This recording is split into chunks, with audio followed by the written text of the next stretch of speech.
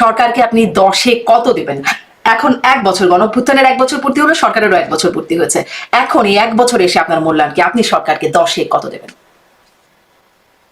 তখন কি আমি কোনো নাম্বার দিয়েছিলাম? না, তখনও কোনো নাম্বার দেননি, কিন্তু একটা মূল্যায়ন ছিল। এখন একটা নাম্বার দেন। নাম্বার দেওয়াটা এটা খুব আরবিট্রারি হবে। মানে কত দিব? 6 দেওয়া যায়। আচ্ছা।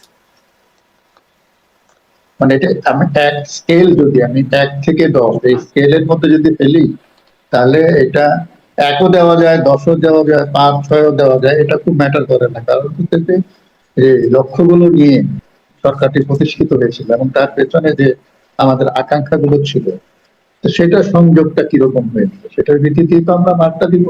তো এখানে আমাদের খুব বেশি কনজারভেটিভ হওয়ার কোনো স্কোপ নাই, কারণ আমরা অনেক সময় আমাদের আশার মধ্যেও অতিরঞ্জন থাকে। আবার খুব বেশি র্যাডিক্যালি কোনো কিছু এক্সপেকটেশনও আমাদের নাই এই সিস্টেম। আচ্ছা, 10-এ 6 দিচ্ছেন, এটা বেশ ভালো নাম্বার। দেখছিলাম মাহমুদুর রহমান মান্না একটি আলোচনায় বলছেন 100-তে তিনি 30 দিবেন। এরকম আর কি কিছু মার্কিং শুনছিলাম, আপনার কাছ থেকে শুনলাম মোটামুটি ভালো মার্কস দিয়েছেন। মির্জা আব্বাস বিএনপি স্থায়ী কমিটির সদস্য, তিনি বলছেন যে শেখ হাসিনা দেশের 12টা বাজিয়ে, দেশের অবস্থা 12টা বাজায় দিয়ে গেছেন, আর এই সরকার 24টা বাজায় দিছে। এটা হচ্ছে মির্জা আব্বাসের বক্তব্য। মানে আওয়ামী লীগ একটা প্রচারণা চালায়, আগেই ভালো ছিলাম, এরকম একটা প্রচারণা আওয়ামী লীগের ফেসবুক পেজে দেখা যায়। আগেই কি আসলে কম খারাপ ছিলাম? মির্জা আব্বাসের বক্তব্য যদি বলি। না, এই প্রথমে আমি বলবো যে সবাই যে যার খুশি মতন কথা বলছে, এই যে কথা বলতে পারছে, এটা কিন্তু আগে পারতাম না আমরা।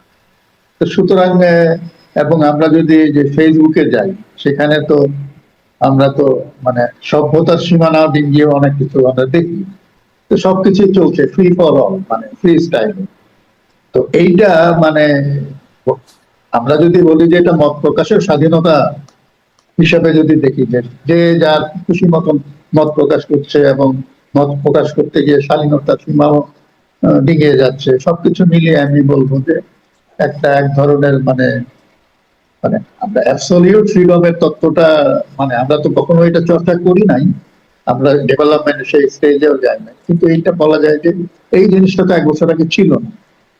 আমরা তো অনেক কিছু বলতে পারতাম না, এবং এই রেজিমে এখন যে ইন্টারিম গভর্নমেন্ট আছে তার যেরকম কড়া সমালোচনা হচ্ছে বিভিন্ন জায়গা থেকে, এই যে মাহমুদুর রহমান মান্না যদি বলেন 100-র মধ্যে 30, তা আমরা জানি যে 30 তো ফেল মার্ক, অ্যাটলিস্ট 33 তো পাইতে হবে। তো সুতরাং সরকার ফেল, এটা সরকারকে বলতে পারছে, এবং সরকার তার জন্য তাকে ধরে বেঁধে নিয়ে যাচ্ছে। আগের সরকার তো তাকে ধরে বেঁধে নিয়ে গিয়েছিল। 28 ঘন্টা পরে আমরা জানতে পেরেছিলাম যে মাহমুদুর রহমান মান্না অ্যারেস্টেড।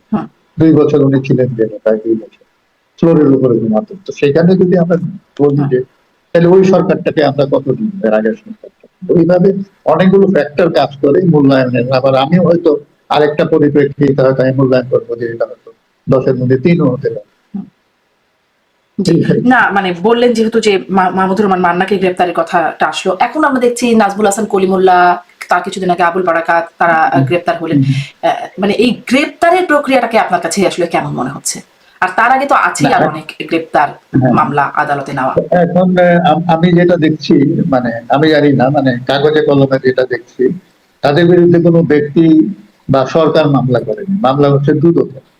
তো দুদকের মামলা, এখন আমরা তো সবাই বলি দুদককে স্বাধীন করতে হবে, করতে হবে। এখন দুদক যদি একটা মামলা করে, তখন আমরা যদি বলি মামলা কেন করলো, এর পেছনে সরকারের হাত আছে কি? সরকারের হাত থাকলে তো আমি জানি না, দুদকেরও তো একটা প্রস্তুতি লাগে।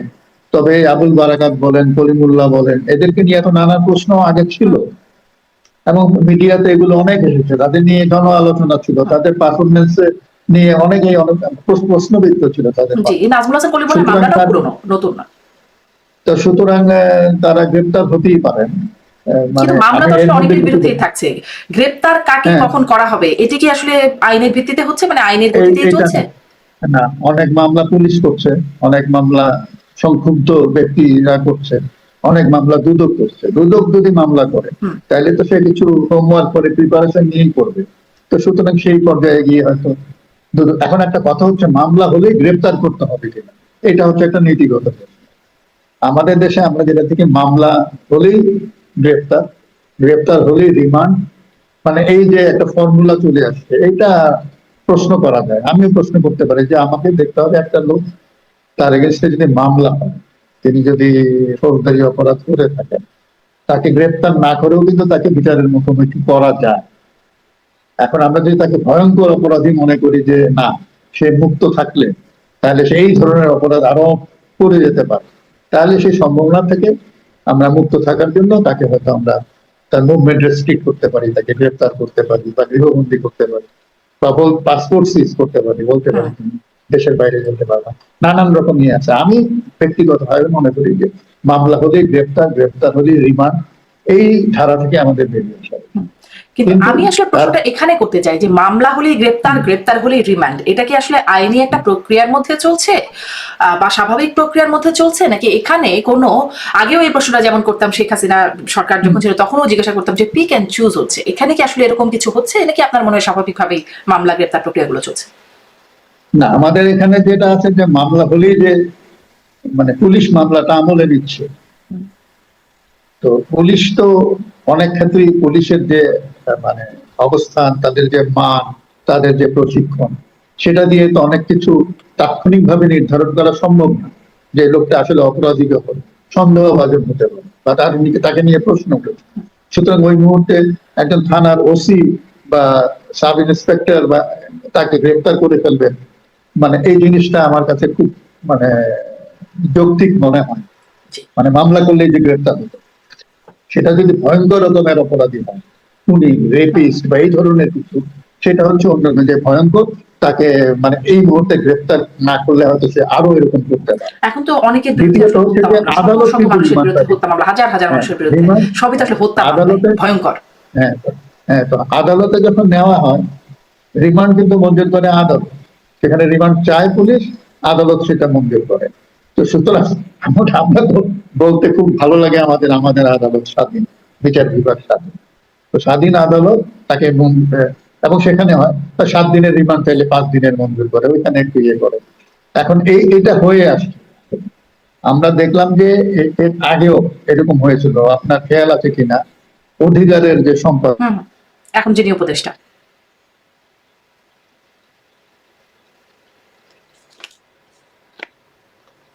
আদিলুর রহমান খান, এখন উপদেষ্টা। হ্যালো, জি জি, একটু একটু আটকে গেছিল, এখন শুনছি।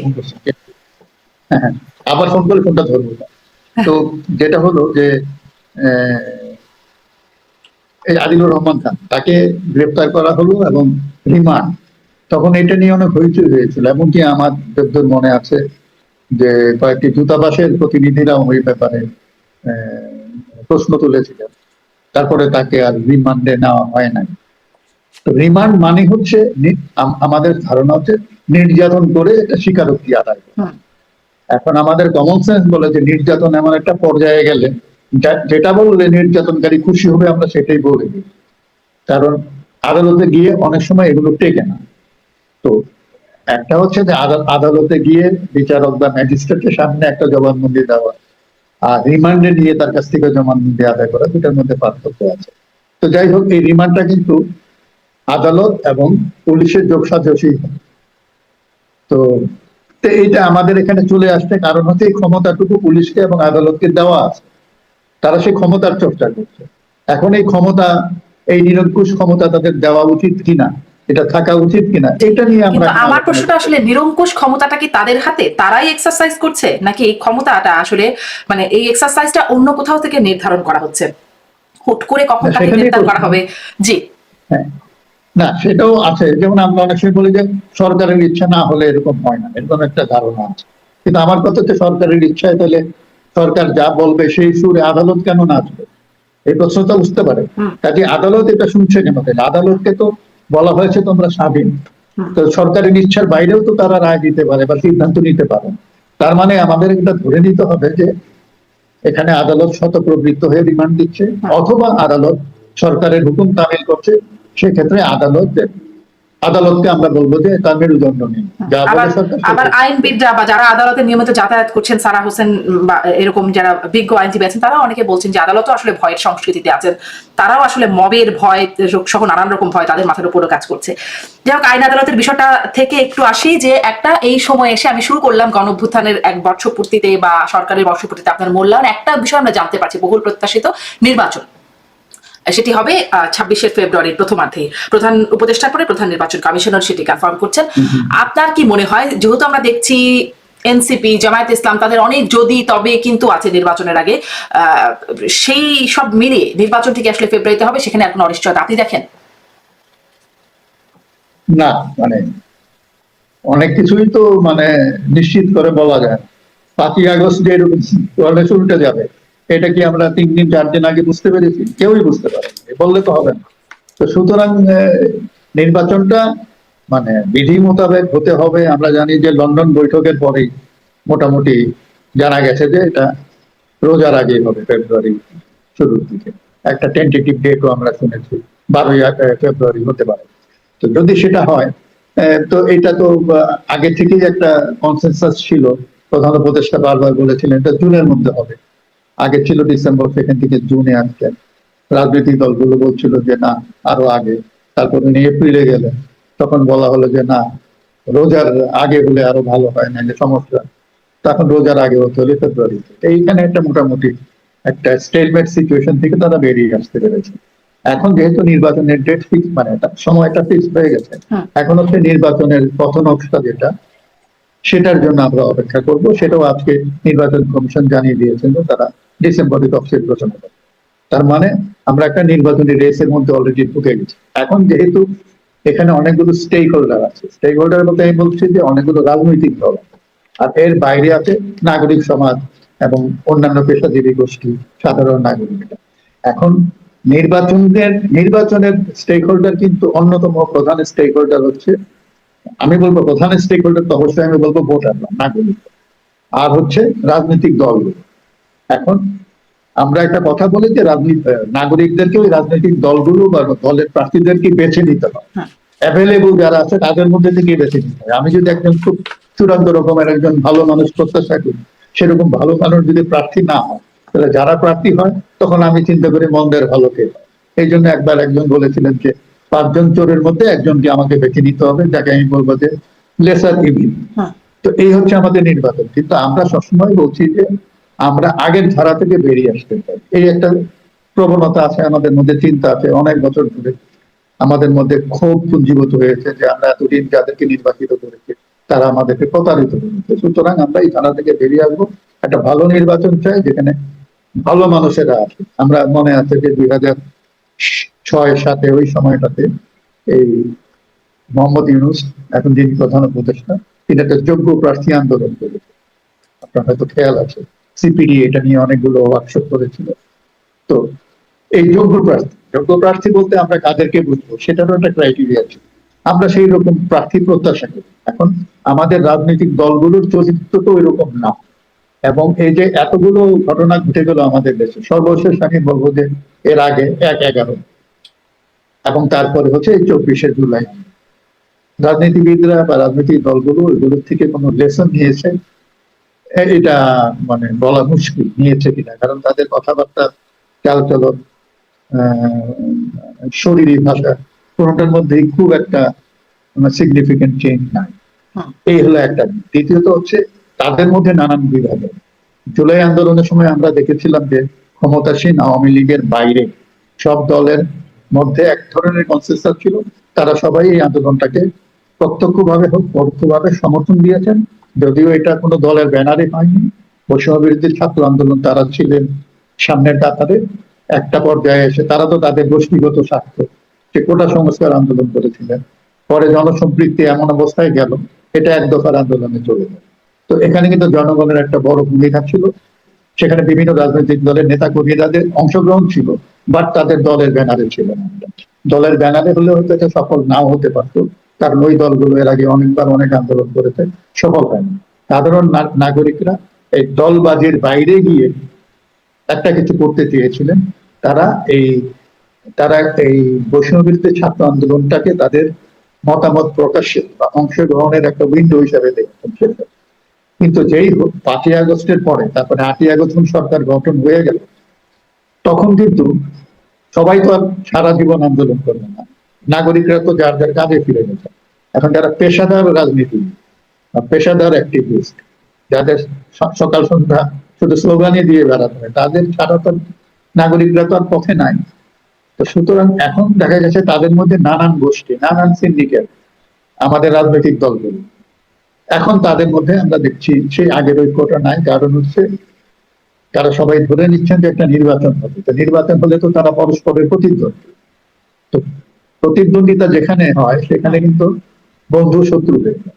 তা আমাদের এখানে হয়েছে। সেই জন্য 24শে জুলাই আন্দোলনের সময় আমরা যে একটা গণ ঐক্য দেখেছিলাম, এবং যার ফলশ্রুতিতে আমরা একটা গণবিস্ফোরণ, গণবিদ্রোহ বা গণ অভ্যুত্থান যেটাই বলি না কেন, কেউ কেউ এটাকে বিপ্লব বলেন, সেটা দেখেছি। কিন্তু 8ই আগস্টের পরে সেই পরিস্থিতিটা নাই। নাই, কিন্তু কারণ সেই যে এখন সেই এই ঐক্যটা দলগুলো মানে আন্দোলনের ঐক্য থাকবে না বা একটা প্রতিদ্বন্দ্বিতাপূর্ণ মনোভাব আসবে, সেটাই তো স্বাভাবিক, সমীচীন বটে। কিন্তু মানে যেই বক্তব্যগুলো এখন আসছে যে যদি ধরুন গণপরিষদ নির্বাচন, স্থানীয় সরকার নির্বাচন বা জুলাই সনদ হতে হবে, বিচার হতে হবে, সংস্কার হতে হবে ইত্যাদি যে দাবিগুলো, যদি এগুলো না হয় তাহলে মানে নির্বাচন ঠিক আছে সময় মতো, ওই সময় বিষয় ইতিবাচক, কিন্তু তার আগে এগুলো হতে হবে, বা এগুলো না হলে নির্বাচন নয়। এই যে ভাষ্যগুলো আসছে, তার প্রেক্ষিতে কি আপনার মনে হয়, যেমন ধরেন আমরা এরকমই কিছু বিষয়ের মধ্যে শুনে দেখেছিলাম যে চাপ দিয়ে আওয়ামী লীগকে নিষিদ্ধ করা হয়েছিল, তো সেরকম কোন চাপ নির্বাচনের আগে প্রয়োগ করার কোন শঙ্কা বা সম্ভাবনা আপনি দেখেন কিনা? হ্যাঁ, এটা তো আছে। প্রত্যেকটা রাজনৈতিক দল তো তার দলীয় দৃষ্টিভঙ্গি এবং দলীয় এজেন্ডা নিয়ে এগোতে চায়, এবং সেটা হচ্ছে এক এক দলের সঙ্গে আরেক দলের ওইখানে কিন্তু সংঘর্ষটা, মানে কিছু আছে আদর্শিক, কিছু আছে দলীয়। তো সুতরাং সবাই কিন্তু যার যার অবস্থান ব্যক্ত করছেন, এবং নানান রকমের মিটিং, মিছিল, জনসভা করে শোডাউনও করছে। শোডাউনের মাধ্যমে তাদের শক্তিমত্তা দেখাচ্ছে জনগণের সামনে, এটা আছে। এখন কথা হচ্ছে যে যারা মনে করেন যে এত রক্ত, এত ত্যাগ, এত খুন, হত্যাকাণ্ড, এত কিছুর পরে আমরা জাস্ট একটা দলের সরকারের বদলে আরেকটা দলের সরকার আনবো, এটা কিন্তু অনেকে ভাবছে। এবং সেখান থেকে কিন্তু সংস্কারের চিন্তাটা আছে। এটা তো শুধু শুধু রেজিম চেঞ্জের জন্য তাহলে আমাদের এতগুলি ছেলে মারা গেল কেন, এতগুলো মানুষ, তাই না? এবং এই আমাদের দেশে তো এর আগে 12টা নির্বাচন হয়েছে, সামনে তো হবে ত্রয়োদশ নির্বাচন। তো 12টা হয়েছে, আবার আরেকটা হবে, এইটার জন্য কেন এতই? এখানেই প্রশ্নটা হচ্ছে। তাইলে আমরা আগের ধারা থেকে বেরিয়ে আসার জন্য চেষ্টা করব। যদি না হয় সেটা, তাহলে কেন আমরা তাড়াহুড়ো করে একটা নির্বাচন করে যাব? একই তো হলো, একজন এক্স এর বদলে হয়। প্রশ্নটা হয়ে গেছে এখানে। আবার রাজনৈতিক দলগুলো আছে, যে কতগুলো দল আছে যে তারা মনে করেন যে তারা ক্ষমতা প্রত্যাশী, এবং তারা আগেও ক্ষমতায় ছিল, ভবিষ্যতে ক্ষমতায় যাওয়া। এখানে আবার আওয়ামী লীগ একটা দল আছে, যদি তাদের কার্যক্রম নিষিদ্ধ, দলটি নিষিদ্ধ না, এখানেও অনেক সমস্যা আছে। আওয়ামী লীগ বিএনপি কে বাইরে রেখে 3টা নির্বাচন করেছিল, সেই নির্বাচন ক্রেডিবল হয় না।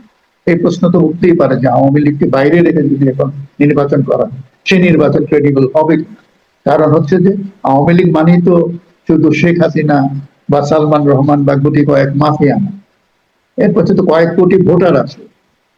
তো তাদেরকে আপনি কিভাবে অ্যাকোমোডেট করবেন এই নির্বাচনী প্রসেসে? তারা কোথায় যাবে? তাদের মতামতটার কিভাবে মানে প্রতিফলনটা হবে? এই প্রশ্নগুলো কিন্তু উঠবে। দল হিসাবে কি আওয়ামী লীগ ফ্যাসিস্ট আমরা বলছি, অনেকেই বলছে, তো দল হিসাবে কি আওয়ামী লীগ নিষিদ্ধের কোনো মামলা আছে? সেটা তো নাই। কার্যক্রম নিষিদ্ধ করা হয়েছে কারণ তাদের বিরুদ্ধে কিছু স্ট্রিট এজিটেশন হয়েছে, কিন্তু মামলা হচ্ছে ইন্ডিভিজুয়ালদের, তাদেরকে নিয়ে, শেখ হাসিনাকে নিয়ে, তার সহকর্মীদেরকে নিয়ে। আওয়ামী লীগ কিন্তু আসামের কাঠগড়ায় এখনো নাই। কিন্তু তাদের নিবন্ধন স্থগিত আছে। নিবন্ধন, এটাও আমি মনে করি যে সরকারের ইঙ্গিতে রয়েছে। কোন যুক্তিতে আপনি যে দলটার নিবন্ধন ছিল, দলটি নিষিদ্ধ হয় নাই, তাহলে আপনি তো নিবন্ধন স্থগিত করেন কিভাবে? এটার তো একটা, তাহলে এখানে আদালতের একটা নির্দেশনা থাকতে হবে, তাই না? তো সুতরাং একটা অজগর অবস্থা কিন্তু আছে। আওয়ামী লীগের ব্যাপারে একটা অবস্থান স্পষ্ট করতে হবে সরকারকে, এবং আওয়ামী লীগ যদি অপরাধী সংগঠন হয় তাহলে তার বিরুদ্ধে মামলা হতে হবে, এবং বলতে পারে সরকার যে মামলা নিষ্পত্তি না হওয়া পর্যন্ত তারা নির্বাচনে অংশগ্রহণের যোগ্যতা তাদের থাকবে। কিন্তু আওয়ামী লীগকে আপনি কাঠগড়ায় দাঁড় করালেন না, আর বললেন এটা ফ্যাসিস্ট, আওয়ামী লীগকে নির্বাচন করতে দিবেন না, তাহলে তো এটাও আরেক ধরনের জোর জবরদস্তি। এটা এটাও এক আওয়ামী লীগ ধরনের জবরদস্তি আপনি দেখছেন। জি, তাহলে সামারি করে এক লাইনে যদি আরেকটু শুনি, আপনি কি ফেব্রুয়ারিতে নির্বাচনে কোনো অনিশ্চয়তা দেখছেন?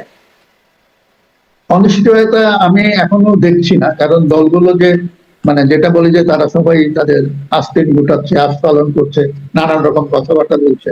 নির্বাচনের আগে এগুলো হয়, নির্বাচন যত দিন ঘনিয়ে আসবে ততই কিন্তু এগুলো এক ধরনের মনস্তাত্ত্বিক চাপ তৈরি করে প্রতিপক্ষের উপরে। এখন নির্বাচনটা যদি কোনো রকম বড় রকমের অঘটন না হয়, তাহলে আমি নির্বাচন না হওয়ার আমি কোনো কারণ দেখছি না। কারণ তার মানে একটা এটা বড় ছাড়া তো রকমের অঘটনের একটা alternative শঙ্কাও মনে কোথাও দানা আছে। শঙ্কা আছে, যেমন আজকে একটা করলাম যে নির্বাচনটা যাতে না হয় এই চেষ্টা একটা থাকতে পারে, এবং এই চেষ্টা যদি আওয়ামী লীগকে নির্বাচনে অংশগ্রহণ করতে না দেওয়া হয় তারাও করতে পারে। এমনকি একটা সম্ভাবনার কথা শুনলাম যে একটা সাম্প্রদায়িক দাঙ্গা বাঁধিয়ে দিতে পারে তারা। এটা তো যে কোনো জায়গায়, যে কোনো একটা মন্দিরে একটা গরুর হাড্ডি রাখলে কিংবা একটা মসজিদে যদি একটা কিছু একটা সেরা আরবি লেখা পাতা, সেটা কি কোরআনের পাতা না কোনো বইয়ের পাতা, উপন্যাসের পাতা, কেউ তো বিচার করবে না। আলিফ বে দেখলি তো সবাই ঝাঁপিয়ে পড়বে, দাঙ্গা লাগতে তো সময় লাগবে না। তো সুতরাং এটা হলে একটা অস্থির সিচুয়েশন তৈরি হবে, ল অ্যান্ড অর্ডার সিচুয়েশন তৈরি হবে, এবং ওই ধরনের একটা এক্সট্রিম সিচুয়েশনে গেলে নির্বাচন করাটা খুবই ডিফিকাল্ট। জি, জি, মানে এই অনিশ্চয়তা বা এই শঙ্কার জায়গাটা এখনো রয়ে যাচ্ছে। আর সে একটু মানে বলছিলেন রাজনৈতিক দলগুলো যেটি বলছে জুলাই সনদের ভিত্তিতে নির্বাচন হতে হবে। এখন জুলাই সনদটাও এখনো পর্যন্ত আসে নাই, এবং সেটা নিয়েও একটা অনিশ্চয়তা আছে। তবে ঘোষণাপত্রটি হয়ে গেছে, সেটা নিয়ে একটু আপনার কাছ থেকে একটু ডিটেইলসে আপনার বিশ্লেষণ জানতে চাই। একটু শুরু করতে আপনার প্রথম আলোতে লেখাটা আমি পড়লাম, আপনি একটা লেখা লিখেছেন। একদম প্রাথমিক জুলাই ঘোষণাপত্র দেখে আপনার প্রাথমিক প্রতিক্রিয়া কি হয়েছিল? না, প্রাথমিকত এই ধরনের ঘোষণা বলতে যেটা থাকে খুব কেয়ারফুলি চুজেন ওয়ার্ডস কিছু আমরা দেখি, ইন্টেনশন অফ দ্য স্টেট, রাষ্ট্রের অঙ্গীকারটাই থাকে ঘোষণাপত্রে যে আমরা এই করবো। তো এইটাই তো, সুতরাং এইটা ফ্রেজিংটা ওইভাবেই হয়। কিন্তু এই ঘোষণাটা আমার কাছে, আমি যেভাবে লিখেছি আমার ওইরকম মনে হয়। এখানে একটু মানে মনে হয়েছে যে ইতিহাসটাকে ঠিকভাবে পোর্ট্রে করা হয়নি। 55 বছরের যে জঞ্জালটা, সেখান থেকে যদি আমরা বেরিয়ে আসতে চাই, এখানে মনে হচ্ছে যে না, 55 বছর না, আসলে 15 বছর আমরা খারাপ ছিলাম, বাকি সময়টা আমরা খুবই ভালো ছিলাম, জিনিসটা ওই রকম চলে আসছে। কিন্তু ব্যাপারটা তো তা নয়। আমরা যদি অতীতের ধারা থেকে বেরিয়ে আসতে চাই, তাহলে 2009-এর পরের যে সরকার ছিল, শুধু সেটা না, 2009-এর আগে যে ধারাবাহিকভাবে যে সরকারগুলো ছিল তাদের পারফরমেন্সটাও তো আমরা দেখেছি। তো সুতরাং আমি মনে করি যে যেখানে আমরা বলা হচ্ছে যে 71-এর যে মুক্তিযুদ্ধের যে চেতনা বা যে ফসল মুক্তিযোদ্ধাদের লাখো শহীদের রক্ত, আমরা বলি যে সেই ফসলটা ছিনতাই হয়ে গেছে। তো এই ছিনতাই তো প্রক্রিয়াটা তো 72 সাল থেকে চলে আসছে, এবং সেটা একটা চূড়ান্ত পর্যায়ে পৌঁছেছে এই সাম্প্রতিক কালে। তো আমি মনে করি যে 55 বছরের একটা অ্যানাটমি থাকা দরকার ছিল জুলাই সনদে, সেটা আর এই ঘোষণাপত্রে সেটা নাই।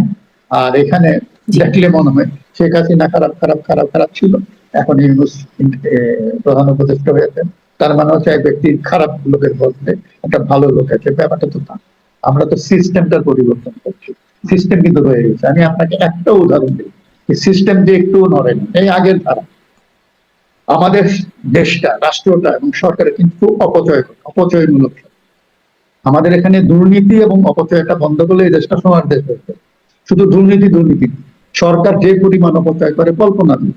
আমি একটা উদাহরণ দিই, আমাদের উপদেষ্টারা সবাই মন্ত্রী পাড়ায় থাকেন, তো তারা এর আগের সরকারগুলোর যে মন্ত্রী ছিল তাদের সাথে বিহেভিয়ারালি কোনো তো পার্থক্য আমি দেখি না। একসাথে সবাই সচিবালয়ে যায়, তারা একটা বাসে করে যেতে পারে, তারা তো যাচ্ছেন না। প্রত্যেকের আলাদা গাড়ি, সামনে পেছনে আলাদা পুলিশ, এই যে একটা অপচয়, একাধিক গাড়ি, এই যে বহর নিয়ে তারা আসছেন, এবং গাড়িগুলিও মানে সামনে। তো আমি কিন্তু কোনো দৃষ্টান্ত স্থাপন করতে দেখলাম না এই সরকারকে তারা আচরণ নিয়ে। আপনি পানির বোতলের বদলে কি বলে জগের মধ্যে পানি রাখতেছেন, ভালো, আপনি প্লাস্টিক ব্যবহার করবেন না। তো অপচয়টা তো অন্য জায়গায় হচ্ছে প্রচুর পরিমাণে, এবং আরো বাড়ছে। কেউ তো বললো না যে আগের ধারায় যে বেতন ভাতা ছিল আমরা সেটা নিব না, আমরা কম নিব, আমাদের দেশ গরিব, আমরা অনেক খারাপ অবস্থায় আছি। আমি কিন্তু আচরণগত কোনো পার্থক্য দেখছি না, সেই জৌলুস জাক জমক সবই আছে। তো সুতরাং ইন্টারিম গভর্নমেন্ট তাদের যে আন্তরিকতা, এটা ডেমনস্ট্রেট করতে, প্রপারলি ডেমনস্ট্রেট করতে পারবে, এটাই হচ্ছে আমার। জি, আপনি একটা উদাহরণ দিলেন। আপনি বলছেন ৫৫ বছরের ইতিহাসটা সঠিকভাবে পোট্রে করা হয় নাই। আমি একটু এই প্রশ্নটা করতে চাই যে ৫৫ বছরের ইতিহাস। কিন্তু এখানে আমরা দেখছি মানে শুরু করা হচ্ছে যেহেতু উপনিবেশ বিরোধী লড়াইয়ের সুদীর্ঘকালের ধারাবাহিকতা এই ভূখণ্ডের মানুষ মানে এভাবে করে শুরু করা হচ্ছে একদম প্রথম। উপনিবেশ বিরোধী লড়াই থেকে আসবার বা এনসিপি তো দাবি করছে ৪৭ থেকে আসার। সেই ৪৭ থেকে আসা বা উপনিবেশ বিরোধী লড়াই থেকে আসবার প্রয়োজনীয়তা কি আপনি দেখেন মানে এই ঘোষণাপত্রে এত আগে থেকে? তাহলে কেন পলাশির যুদ্ধ ৫৭ মানে সিরাজউদ্দৌলার পতন এগুলো কেন নাই? আমরা সেটাই, পলাশির যুদ্ধ, সিপাহী বিদ্রোহ সবই তো আসতে পারে, হুম, সেইটা না। কথা হচ্ছে যে আবার কেউ কেউ বলছে এখানে শাপলা চত্বর নাই কেন, বিডিআর হত্যাকাণ্ড নাই কেন। আর এটা তো মানে এটা তো একটা ইতিহাসের বই দ্বারা লেখেন নাই ভাই, এটা পুলিশের তদন্ত রিপোর্টও না, এটা রাষ্ট্রের ঘোষণা। তো রাষ্ট্রের ঘোষণা আপনাকে তো এক জায়গায়, আমি যেটা মনে করি যে ৭১-এর যে স্বাধীনতার ঘোষণাপত্র ছিল সেটার আলোতেই কিন্তু এটা শুরু হয়েছে এবং ওইটাই তারা ধারাবাহিকতাটা বজায় রেখেছে। ৭১-এর ঘোষণাপত্রকে তো আমরা কেউ কোয়েশ্চেন করছি না, আমরা তো বলছি না যে এটা ভুয়া বা ওটা ভুল বা ওটা ঠিক না। আমরা বলছি যে সরকারগুলোর আচরণ নিয়ে আমরা সমালোচনা করছি। কিন্তু ৭১-এর ঘোষণাপত্রটাকে যদি আমরা বেসিস ধরি তাইলে তার একটা পরিমার্জিত ভার্সন আমরা চাচ্ছি এই জুলাই ঘোষণাপত্র, সেটা এসছে। তো সেটা যেভাবে এসছে এইটা মানে ঠিক হয়নি, মানে জি। ভালোভাবে হয়নি। আর এই ঠিক হয় না জায়গাটা আমি আরেকটু বিস্তারিত বিশ্লেষণে যেতে চাই। আমি আসলে কয়েকটা পয়েন্ট, আমি যেই পয়েন্ট বলছি তার বাইরে যদি আপনার কোনো পয়েন্ট থাকে নিশ্চয়ই আপনি বলবেন। আমি দেখছিলাম মানে প্রথম পয়েন্টটা নিয়ে শুরু করলাম কথা। আমি ৩ নাম্বার পয়েন্টে একটু লেখা আছে যেহেতু স্বাধীন বাংলাদেশের ১৯৭২ সালের সংবিধান প্রণয়ন পদ্ধতির কাঠামোগত দুর্বলতা ও অপপ্রয়োগের ফলে স্বাধীনতা পরবর্তী আওয়ামী লীগ সরকার মুক্তিযুদ্ধের জন আকাঙ্ক্ষা পূরণে ব্যর্থ হয়েছিল। মানে স্বাধীনতা পরবর্তী আওয়ামী লীগ সরকার মুক্তিযুদ্ধের জন আকাঙ্ক্ষা পূরণে ব্যর্থ হয়েছিল সংবিধান প্রণয়ন পদ্ধতি এর কাঠামোগত দুর্বলতা এ কারণে। না, সংবিধানের কাঠামোগত দুর্বলতার কারণে যেটা এটা বলে বলে যেটা বলেছি, সংবিধানের মধ্যে এমন কিছু ধারা আছে যে যার ফলে মানে কর্তৃত্ববাদী রাজনীতি বা ব্যক্তিকেন্দ্রিক রাজনীতি প্রসার হতে পারে, এটার বীজটা রয়ে গেছে। এটা একটা সমালোচনা ছিল সবসময়, এবং সংবিধানটা এমন হয়েছে যে সেখানে এটা মানে মন্ত্রী পরিষদ শাসিত সরকারের বদলে হয়ে গেছে প্রধানমন্ত্রী শাসিত সরকার, এরকম একটা ব্যাপার আছে। সেই জায়গাটা কারেক্ট করা যেত, মানে ইয়ে করে। কিন্তু কথা হচ্ছে যে এখন তো প্রশ্ন সেখানে না, প্রশ্ন হচ্ছে এই সংবিধান থাকবে কি থাকবে না এটা নিয়ে প্রশ্ন। আমরা ৭২-এর সংবিধান বলছি, যদিও ৭২-এর সংবিধান ৭২-এ নাই, এটা আওয়ামী লীগই ৪টা সংশোধনী করে ফেলছিল ৭২ থেকে ৭৫-এর মধ্যে। তারপরও আমি বলবো যে এই সংবিধানটা একটা দাবি আছে যে এই সংবিধান বাতিল করে নতুন সংবিধান দিতে হবে, সেটার সাথে আবার সবাই একমত নন। তো সুতরাং আবার এই সরকারও শপথ নিয়েছে এই সংবিধানের অধীনে, সংবিধানের অধীনে নির্বাচিত রাষ্ট্রপতির কাছে। তো সুতরাং এটা তো হয়ে গেছে ওইভাবে। তা এখন এই সংবিধানটাকে এখন যেটা হচ্ছে যে ঘষা মাজা করার চেষ্টা হচ্ছে। তো এই ঘষা মাজা করে এটাকে যতটুকু কি বলে একটা একটা হিউম্যান ফেস দেওয়া যায় এটার একটা চেষ্টা হচ্ছে। তো এটাও হচ্ছে মানে একটু মলম প্রলেপ লাগানোর মতো ক্ষতের উপরে। তো এর ফলেও আমি মনে করি যে আগের ধারার রাজনীতি থেকে বেরিয়ে আসাটা সম্ভব হবে না। এটার জন্য অনেক গভীর চিন্তা দরকার ছিল, এবং জুলাই ঘোষণাপত্রটা যে ড্রাফট করা হয়েছে এটা নিয়ে একটু কনসালটেশন দরকার ছিল। এটা আমি জানি না কারা এটা করেছেন, কিভাবে করেছেন। পরবর্তীতে গণমাধ্যমে দেখছি যে জামাত, বিএনপি, এনসিপি ৩টে দলের সাথে কথা হয়েছে। আচ্ছা, তারা যদি করে থাকে তাহলে ঠিকই আছে। যে জামাতের কথাটা আসছে এখানে ৭২-এর সংবিধানের কাঠামোগত দুর্বলতা, এটা তারা বলছে, তারা তো এটা বলবেই।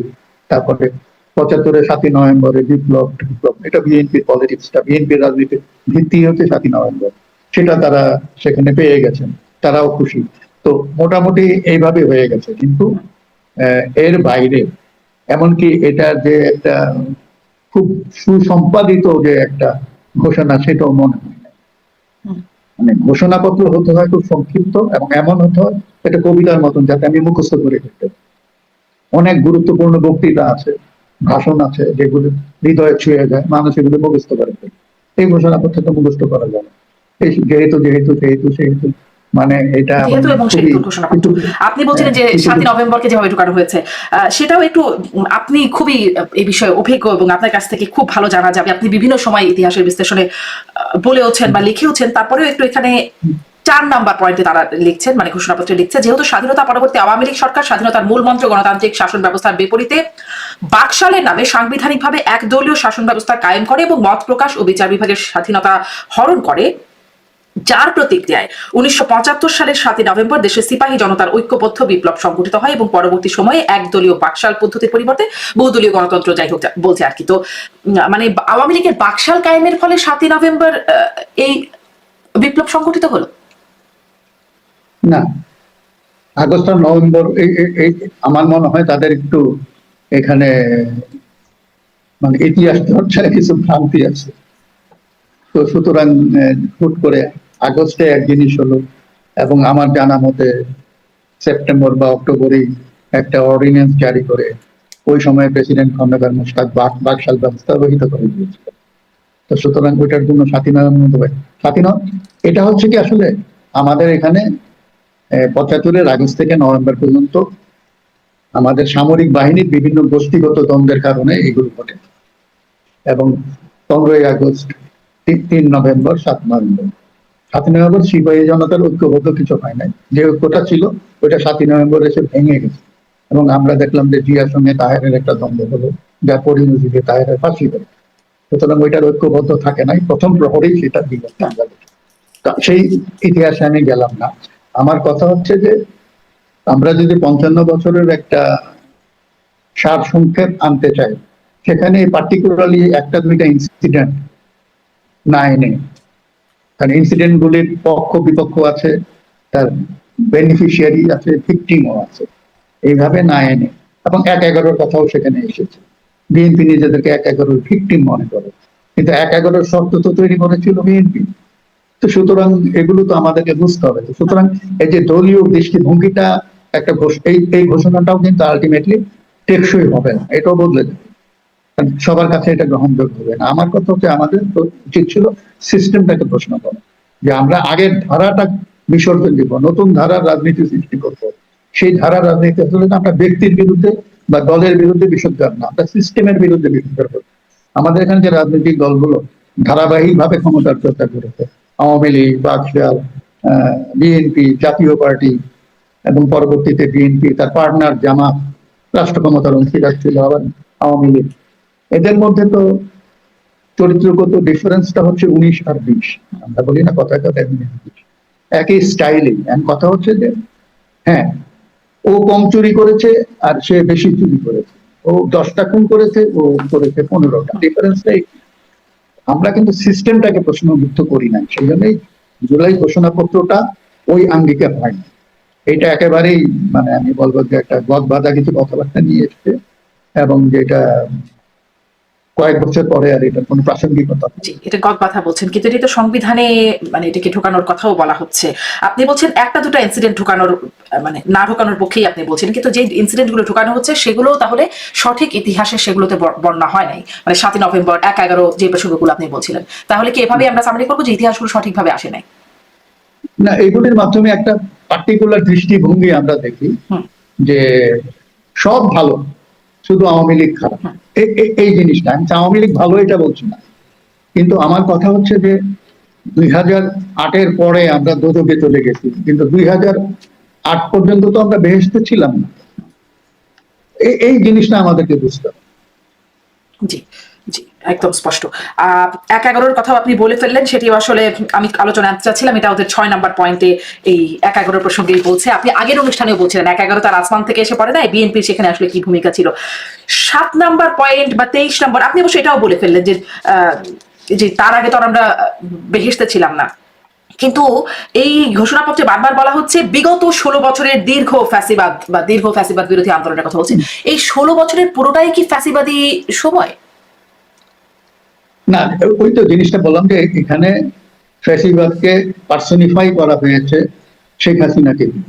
তো শেখ হাসিনা 16 বছর ছিল, সে ফ্যাসিস্ট, সেই হিসাবে এটা আসছে। কিন্তু আমার প্রশ্ন এখানে না, আমার এখানে কথা হচ্ছে যে ওই জায়গাটাতেই হচ্ছে মানে আমার ভ্রান্তি বা বিভ্রান্তি, আমি যেটাই বলবো, ব্যাপারটা 16 বছরের হিসাব, আমাদের একটা ব্যালেন্স শিট করা দরকার ছিল 55 বছরে, 16 বছরে। এটাই হচ্ছে আমার কথা। জি, জি, স্পষ্ট। এই ঘোষণাপত্রে দেখছিলাম অন্তত 4টি পয়েন্ট আমি দেখলাম, 8, 9, 10, 11 সবখানেই শেখ হাসিনা সরকার এবং তার নানান সমালোচনা আপনি যেভাবে বলছিলেন। শেখ হাসিনার নাম উল্লেখ করা হয়েছে, একটি ধারায় হচ্ছে ডক্টর ইউনূসের নাম উল্লেখ করা হয়েছে। এই বিষয়টি আপনি আসলে কিভাবে দেখছেন? মানে আর ইতিহাসে কোনো ব্যক্তির নাম নাই, 4 বার অন্তত শেখ হাসিনার নাম এবং 1 বার আছে ডক্টর ইউনূসের নাম। এটা মানে হতে পারে, আমি তো লিখেছিও যে নামগুলি না থাকলেই ভালো হতো। এখন আমাদের এখানে তো যদি মনে করেন যে আমি তর্কের খাতিরে আমরা ধরে নিই যে আওয়ামী লীগ আবার কামব্যাক। আমাদের এখানে একটা দল ক্ষমতায় আসে, আগের দলের সরকারের ব্যর্থতাকে পুঁজি করে। এখানে এরকমই হয়ে আসছে, আওয়ামী লীগের প্রতি মানুষ নাখোশ, ভোট দিয়ে বিএনপিকে এনেছে, বিএনপির প্রতি নাখোশ, আবার আওয়ামী লীগকে নিয়েছে, এইভাবেই তো চলে আসছে। এবং আওয়ামী লীগ লাস্টে এসে শেখ হাসিনা চিন্তা করলেন যে আমি যদি আজীবন ক্ষমতায় থাকতে চাই তাহলে আমাকে ম্যানিপুলেট করতে হবে। তো উনি আগের স্টাইলে কিন্তু হয় না, প্রতিবার নতুন স্টাইলে হয়। সুতরাং উনি বিচারপতির বয়স বাড়ানোর দিকে যান নাই, উনি একেবারে সিস্টেমটাই তুলে দিলেন। তো এইভাবে হয়ে আসছে। আমার কথা হচ্ছে যে এই ধারা থেকে বেরিয়ে আসা এবং হাসিনার প্রতি যে একটা ক্ষোভ, এটা তো বোঝাই যায় এই 16 বছরে। তো আমাদের এখানে যে প্রতিহিংসার যে রাজনীতি ধারাবাহিক ভাবে চলে আসছে, এটা কিন্তু 16 বছরের না, এটাও 55 বছরের।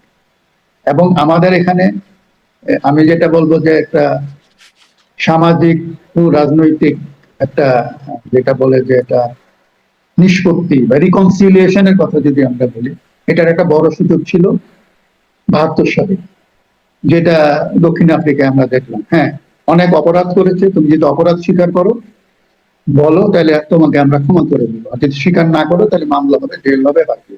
এটা একটা যেতে পারতাম, আমরা সেটা করি না। 5ই আগস্টের পরেও কিন্তু আরেকটা রিকনসিলিয়েশনের ইয়ে ছিল। আমরা যে রিকনসিলিয়েট না করি তাহলে কিন্তু সমস্যার বীজটা কিন্তু থেকে গেল, আমরা কিন্তু সেই বীজটা উপড়াতে পারলাম। এই জিনিসগুলো কিন্তু বুঝতে, আমরা যদি তাৎক্ষণিক জোশের অনেক কিছু বলে ফেলি, কিন্তু আমরা তো এমন একটা মানুষ। এই রিকনসিলিয়েশন প্রক্রিয়াটা আসলে কেমন হবে? 5ই আগস্টের পরে যেটা আপনি বলছেন সুযোগ ছিল, আসলে কেমন করা যেত বা সেই সুযোগটা এখনো আছে কিনা? না, সুযোগ মানে কি, আমার যতদূর মনে পড়ে যে কয়েকটা কথায় বিএনপির নেতারা, জামাত ইসলামের নেতারা, তারা কিন্তু বলেন নাই আওয়ামী লীগ নিষিদ্ধ, কেউ বলেন নাই। ওই সময়ের যদি খবরের কাগজগুলি আপনি দেখেন, প্রধান উপদেষ্টাও একই ধরনের কথা বলেছে। রিকনসিলিয়েশন হতে পারতো যে না, ঠিক আছে, হাসিনা নাই, যাদের বিরুদ্ধে সুনির্দিষ্ট অপরাধ আছে তাদের বিচার হবে। কিন্তু আওয়ামী লীগের রাজনীতি যারা করেছে, ওই রাজনীতি করার অপরাধে আপনি 2-3 কোটি ভোটারকে বা একটা পুরো একটা জনগোষ্ঠীকে আইসোলেট করে ফেলবেন এবং তাদেরকে রাজনীতির প্রক্রিয়ার বাইরে ঠেলে দিবেন, এইটা কিন্তু সমস্যাটা থেকে যাবে। তো সেই জন্য আমরা যদি সুষ্ঠু গণতন্ত্রের চর্চা করতে চাই তাহলে একটা রিকনসিলিয়েশনের ইয়ে থাকতে হবে।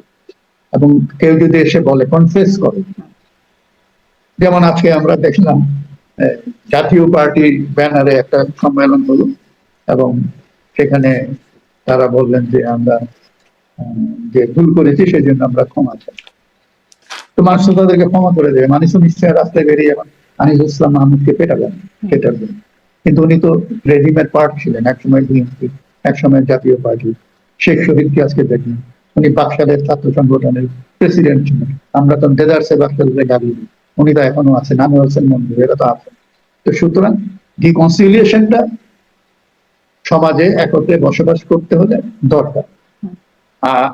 আমরা ওই যে রবীন্দ্রনাথের কিন্তু ধরেন 71-এর পরেও তো সেই রিকনসিলিয়েশনটা আপনিও বলছিলেন যে 72-এ হওয়ার সুযোগ ছিল, সেটি মানে তখন যারা অপরাধ বা অপরাধের সাথে সম্পৃক্ততা, অপরাধকে সমর্থন, সেই জামাত ইসলামী, তারা তো খুব বীরদর্পে পেয়ে আসলে এখন রাজনীতিটা করতে পারছে। যেটা হচ্ছে যে তারা তো সুযোগটা পেয়েছে, এবং জামাত ইসলামের এটা হলো অন্য জিনিস, আমি আসছি সেটাতে। জামাত ইসলামকে প্রশ্রয় দিয়েছে আওয়ামী লীগ এবং বিএনপি তাদের দলীয় স্বার্থে। দিতে দিতে দিতে দিতে একটা গ্রামে একটা প্রবাদ আছে, বান্দরকে লাই দিলে সে ঘাড়ে ওঠে কানে পড়ে। তো জামাতের অবস্থাটা হয়েছে এইটা, লাই পেয়ে পেয়ে এখানে এসছে। আমার কথা হচ্ছে যে রিকনসিলিয়েশনের সুযোগ একটা ছিল, আমরা বলতে পারতাম যে রাজনৈতিক কারণে যারা পাকিস্তানকে সমর্থন করেছে, পাকিস্তানের অখণ্ডতা, বাংলাদেশের স্বাধীনতা চায় না, এটা অপরাধ করে না, এটা তাদের রাজনীতি। কিন্তু যারা মানবতা বিরোধী অপরাধ করেছে, গণহত্যায় সহযোগিতা করেছে, নিজেরা লুটপাট করেছে, অগ্নিকাণ্ড ঘটিয়েছে, তারা হচ্ছে অপরাধী, তাদের বিচার দিতে হবে। তো এটাই হচ্ছে। কিন্তু আমি রাজনীতি করি, আমি মনে করি পাকিস্তান এক থাকুক, এবং আমি মনে করি যে পাকিস্তান ভাঙলে বাংলাদেশ ভালনারেবল হবে এবং এটা ইন্ডিয়ার মার্সির উপরে থাকবে, এরকম একটা তত্ত্ব তো আছে, এবং বাস্তবে তো আমরা সেটাই দেখলাম। সেই জন্য আমি বলছি রাজনৈতিক কারণে কাকেও কেউ যেন নিগ্রহের শিকার না হন, অপরাধ করলে তার বিচার দিতে হবে। একই জিনিস আমি মনে করি এই যে 5ই আগস্টের পরে যে রাজনৈতিক কারণে আমরা যদি একটা যেটা চোখের বদলে চোখ, নাকের বদলে নাক, এটা যদি আমরা ওই ট্যাকটিক্সে যাই তাহলে কিন্তু সমস্যার সমাধান হয়। আমাদের উচিত এই রাজনীতিটাকে রাজনীতি দিয়ে মোকাবেলা করা, কিন্তু আমরা যেভাবে করছি এইটা সমস্যাটা বাড়াবে। জি, আপনি বলছিলেন যে যদি যদি আসলে কনফেস করে রিকনসিলিয়েশনের একটা কথা আপনি বলছেন, ওটা খুবই ওই জায়গাটাতে আর একটু কথা বলতে চাই। এনসিপি সভাপতি, এনসিপির আহ্বায়ক নাহিদ ইসলাম, তিনি তার একটা ফেসবুক পোস্টে তিনি লিখছেন 71 এবং 24 এই শিরোনামে, তিনি অবশ্যই ইংরেজিতে লিখছেন, আমি বাংলা করে বলছি দর্শকদের সুবিধার জন্য। সেখানে তিনি বলছেন যে যারা 71-এ ফিরতে চায় তারা 24-এর নতুন রাজনৈতিক বাস্তবতাকে অস্বীকার করছে। 24-এর অভ্যুত্থান বহু রাজনৈতিক শক্তির জন্য প্রায়শ্চিত্তের সুযোগ এনে দিয়েছিল তাদের অংশগ্রহণের মাধ্যমে। এইটার একটু আপনি কি এটার কোনো এখান থেকে আপনি আসলে কিভাবে এই বক্তব্যকে মূল্যায়ন করেন, কিভাবে দেখছেন 24-এর নতুন রাজনৈতিক বাস্তবতাটা আসলে কেমন, কাদেরকে প্রায়শ্চিত্তের সুযোগ এনে দিল, মানে নাহিদ ইসলামের এই পোস্টকে আপনি কিভাবে দেখেন?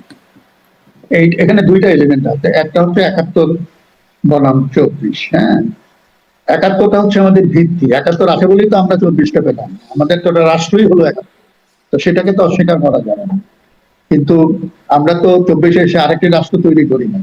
71-এর পরে যে সংকটগুলো দেখা দিয়েছে আমাদের বিভিন্ন সময়ে, সেই সংকটগুলোর একটা নিরসন আমরা চাচ্ছি। তো সেটা এক পর্যায়ে এসে, এর আগেও কয়েকটা হয়েছে আমাদের দেশে আন্দোলন, 75-এও একটা হয়েছে, আমি বলে একটা অভ্যুত্থান, সেটা সেনাবাহিনী করলেও জনসমর্থন ছিল সেটার পেছনে। 90-তেও আমরা একটা দেখেছি, তাই না? তো 2024-এ যেটা হলো সেটা হচ্ছে একেবারে, মানে আপনি দেখবেন যে 30শে জুলাই পর্যন্ত কিন্তু ছিল যে কোটা আন্দোলন, কোটা সংস্কার, এবং গুলি হচ্ছে, খুন হচ্ছে ছেলেরা, অপরাধীদের, পুলিশের যারা এগুলো বাড়াবাড়ি করছে তাদের আইনের আওতায় না, তাদের বিচার। তারপরে এক পর্যায়ে আসলো না, সরকারকে পদত্যাগ করতে হবে, তারপরে তার পদত্যাগ না, পাঠাও, এই অভ্যুত্থানে চলে গেলাম। এখন যেটা হচ্ছে যে 24-এ যে জিনিসটা, উপলব্ধিটা যদি আমাদের হয় যে না, আমাদের যে 71 পরবর্তী পর্যায়ে রাষ্ট্র ব্যবস্থাপনার মধ্যে যে ঘাটতিগুলো ছিল সেগুলো আমরা দূর করব, তো সেটার অঙ্গীকার একটা হতে পারে না 24-এ যে আন্দোলনটা, সেখানে যে আকাঙ্ক্ষা মানুষের যে আমরা আগের ধারার রাজনীতি থেকে সরে আসবো, ওই ঘাটতিগুলো পূরণ, সেই অঙ্গীকারটা। কিন্তু সেই অঙ্গীকারটা খুব ভাষা আসে, এবং যে জুলাই ঘোষণাপত্র আপনি দেখবেন যে কিছু রাজনৈতিক দল, তার মধ্যে ধরেন কয়েকটি জনভিত্তি আছে, বাকিগুলো তো সবই ওয়ান ম্যান শো, আপনিও জানেন আমিও জানি, এদেরকে দাঁড় করিয়ে দিয়ে একটা ঘোষণা তিনি পাঠ করলেন। এখানে তো আরো স্টেক হোল্ডার আছে, তাদের প্রতিনিধিত্বের কথা, তাদের কথার প্রতিফলন তো ঘোষণায় নাই, নারীদের কথা নাই, সংখ্যালঘু, আমরা যতই বলি বাংলাদেশে সংখ্যালঘু নাই, এটা বললে তো হবে না, এটা সংখ্যাগুরুরা বলে যে সংখ্যালঘু নাই, কিন্তু আছে, এটাকে অ্যাড্রেস করা হয় না। আরো অনেকগুলো বিষয় আছে, পেশাজীবীদের সমস্যা আছে, সেগুলো অ্যাড্রেস করা হয় না। অনেক কিছু করা যেত, সেটা না করে পুরো জিনিসটা হয়ে গেছে মানে হাসিনা কেন্দ্রিক, যত নষ্টের গোড়া হচ্ছে হাসিনা। সুতরাং তাকে খুব সুন্দর করে ব্যাখ্যা করেছেন যে আটের আগে আমরা তো আর বেহেশতে ছিলাম না, মানে আপনি এটা আপনার লেখাতেও পড়ছিলাম, যত দোষ নন্দ ঘোষ, এটাও আপনি ব্যবহার করছেন যে সবকিছু আসলে হাসিনাকে দেয়া হচ্ছে বা আওয়ামী লীগকে। কারণ এই সিস্টেমের মধ্যে যারাই সরকার প্রধান হবে, সিস্টেম তাকে হাসিনা বানিয়ে দেবে,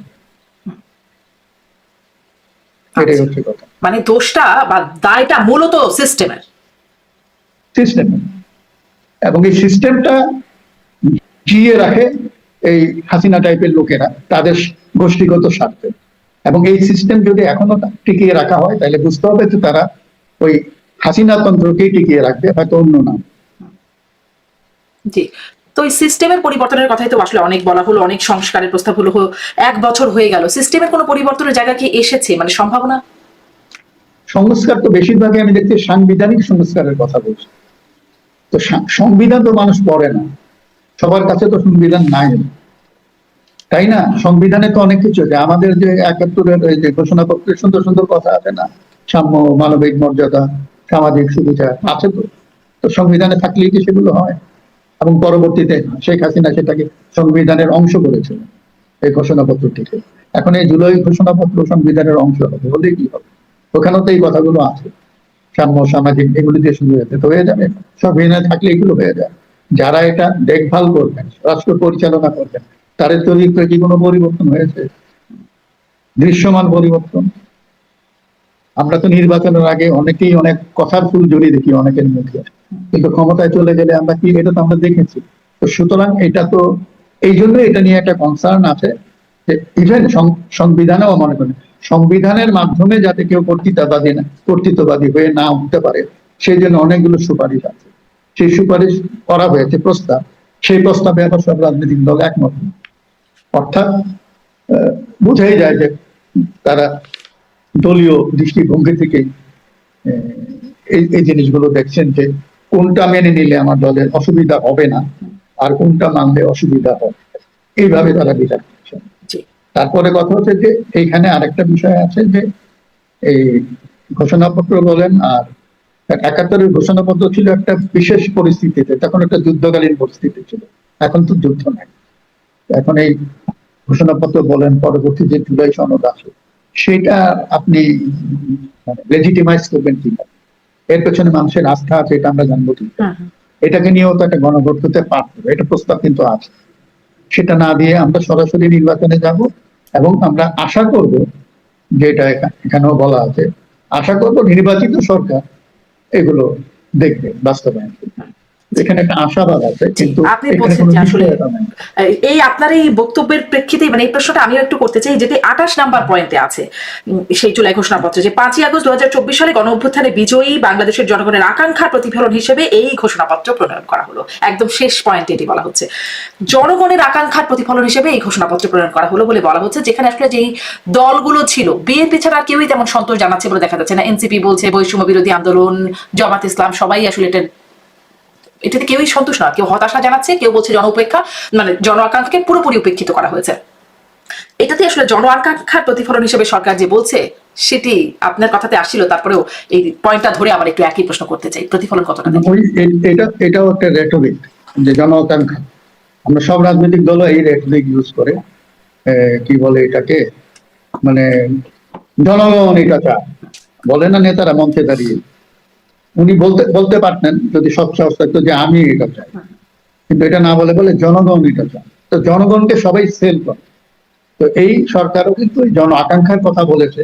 হ্যাঁ, আকাঙ্ক্ষা আছে, কিন্তু পুরো আকাঙ্ক্ষার কিন্তু জন আকাঙ্ক্ষা তো নানান রকমের আছে, জনগণের মধ্যে তো নানান গোষ্ঠী আছে, প্রত্যেকের আলাদা আলাদা আকাঙ্ক্ষা থাকতে পারে, সব আকাঙ্ক্ষার সন্নিবেশ তো হয় নাকি এটাকে।